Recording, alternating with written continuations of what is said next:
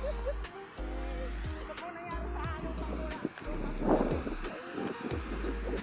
Ginagawa po nilang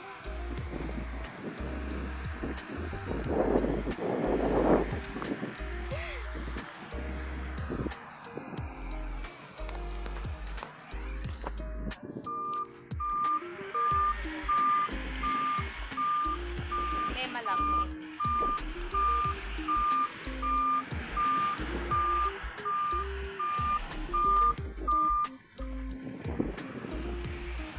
Fresh air.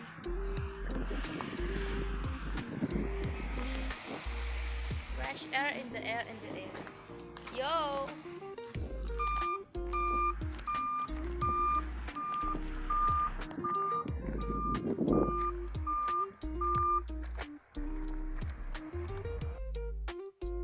Yan guys, nagbablog po tayo ngayon. Makikita niyo po, nandito kami sa Ilog Pasig ng Katimon. Yan po. Saan pa kaya nakakadaan dito? Gandang ganda. Pasuyo nga. Pasuyo po actual picture. Paano to? Kaya na po, lalakad na po kami sa pinakamagandang tourist spot sa Katimon. Si Mama. Dito lang po to sa bahay. Sa likod po ng bahay po namin. Yan po, pupunta yung mga kagubatan. Kita niyo po, madami po yung mga damo. Tumubo. Paano tayo makakadaan dito? Ay, mangangahoy muna po. Ito po, oh. Yeah. Bakad mo ka. Uy, galing nga. Nakabirok ka na nga. Yan, paano tayo dadaan dito? Wala po kami lahat. Dito na ta.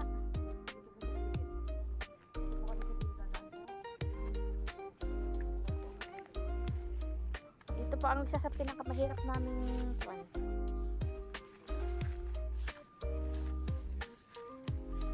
Ito po, matcha-challenge po kami dito kung paano po kami makakadaan. Magdayo-dayo ka. Raynak.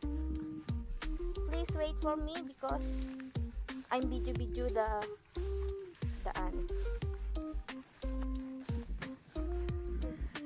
Wait.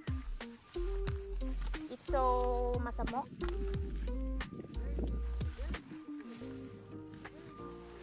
Wow! Yun na siya. Malapit na tayo sa paroroonan. Malapit na tayo.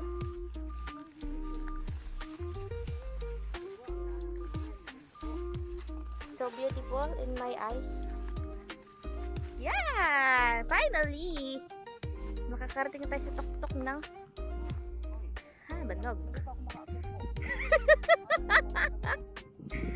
Ay, hindi po ako makakit. Gumapang-gapang ka na. Hindi ko po kami sleeper.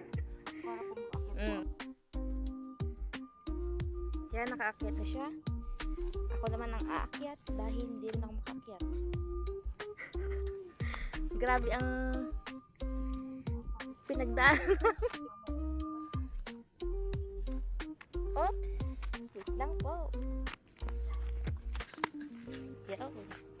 Woo! Narating din ang pinakamataas na bundok.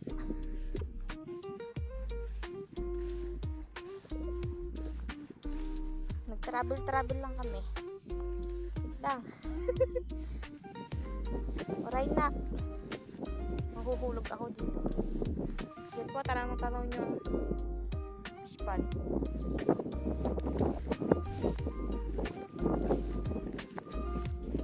Wait for me. Baka mabutas ka dyan.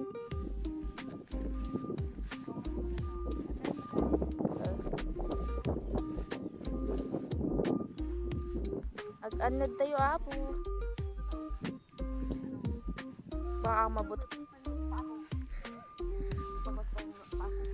Bakas na ng paa niya. Ay, kalalim. Ay! Yan o, kalalim. Yan mo kasi yung paa mo. Nakita ko na. Kalalim. Ganyan na rin ako. Kapakapain mo yung dadaan.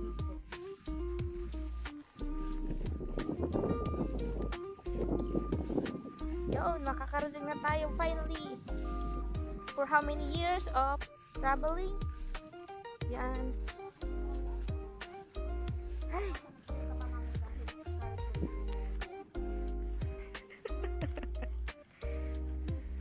Makabanlag mat. Agmag na tayo.